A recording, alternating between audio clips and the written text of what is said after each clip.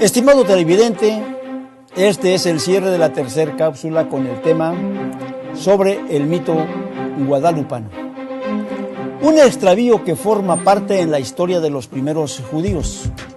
Cuando Moisés dice que subió al monte por indicaciones de Dios y tras 40 días fue enviado de regreso porque su pueblo había sido doblegado por la desesperanza y el temor. Un desliz que obligó a sus sacerdotes a la fabricación de un dios. Se habla del becerro de oro que abrió las puertas a la abominación.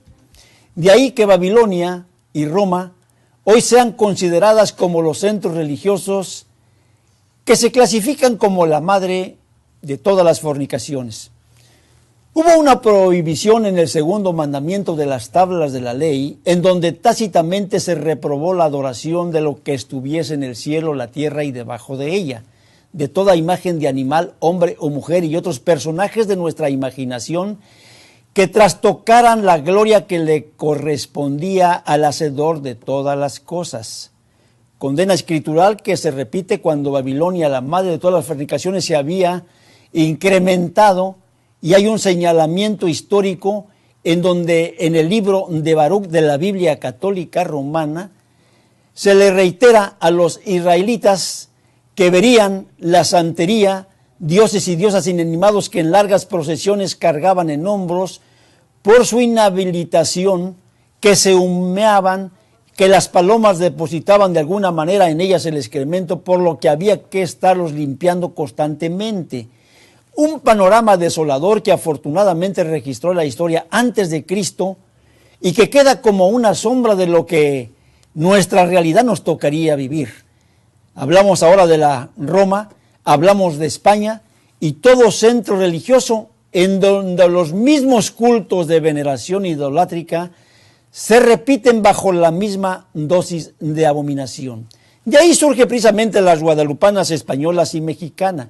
Con relación a este culto en Extremadura, España, Monseñor Rodríguez Guillén, doctorado en Ciencia de la Educación y doctor en Filosofía y Letras, devoto propagador de este culto y posteriormente antiaparicionista por investigación y convicción, marcó una postura que generó preocupación en su diócesis y fue el motivo de su exilio en la dictadura de Francisco Franco.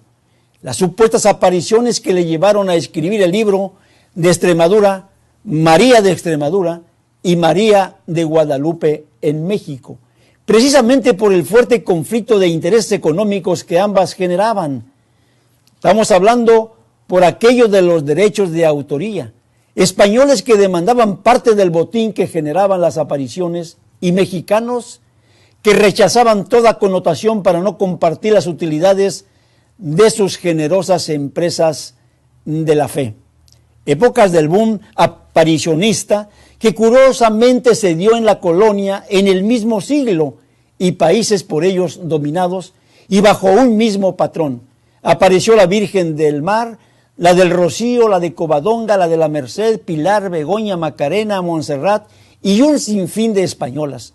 Después, en Latinoamérica, aparece la Argentina, la Virgen de Itati, Bolivia, la de Copacabana, Colombia de Chinchiquira, México la guadalupana, Cuba la del cobre, Ecuador la del quinché y todos los países, claras, morenas, negras y los rostros y perfil de sus habitantes, entorno cultural y clase social, un vaquero, un indio, una niña, un religioso, etcétera, etcétera. Las apariciones allí estaban y los evangelizadores repitiéndola en todos los rincones del mundo. Estamos hablando de ese mundo católico romano, en donde con mucha propiedad Monseñor Rafael Rodríguez Guillén repetiría: me avergüenzan mis compatriotas por la perversidad de su evangelización, ambiciones desmedidas y explotación de los letrados. Hablamos de las sociedades desprotegidas. Estoy convencido, dijo él, que lo único bueno que heredaron a los mexicanos es el lenguaje con el que hoy podemos comunicarnos.